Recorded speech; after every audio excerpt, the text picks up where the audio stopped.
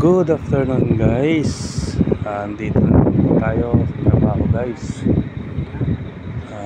Bali ang activity dito guys is mag loading and unloading kami at transferring ng rebar.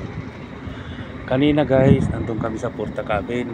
Ngayon tinawagan kami ng aming manager na dito muna kami sa rebar area at mag loading and unloading kami.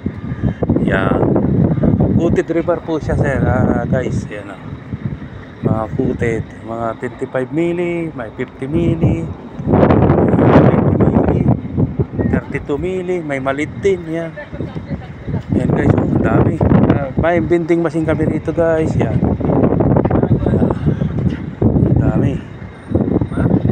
dami ang namin ngayon. Dito namin sasakay sa lubid. Yan, mas mahaba sa trailer guys. Lubid kung tawagin kasi mababa siya. Ito pala yung ano namin, kabuuan. Yan, yan pag buo yan po. Buo ang aming ano yan. Bali ano po siya, 12 meter po yan. Yung haba niyan. Yan. Bali hinintay po lang namin isa permit. Tabi po ng aming munting opisina, yung ano lang dito, office area, ano ba tawag dito, yung temporary office dito. Yeah.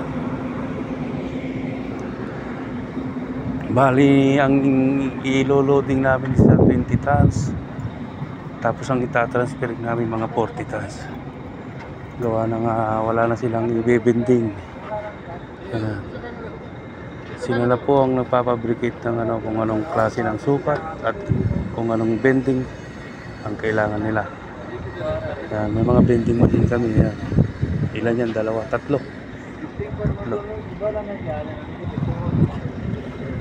Guys,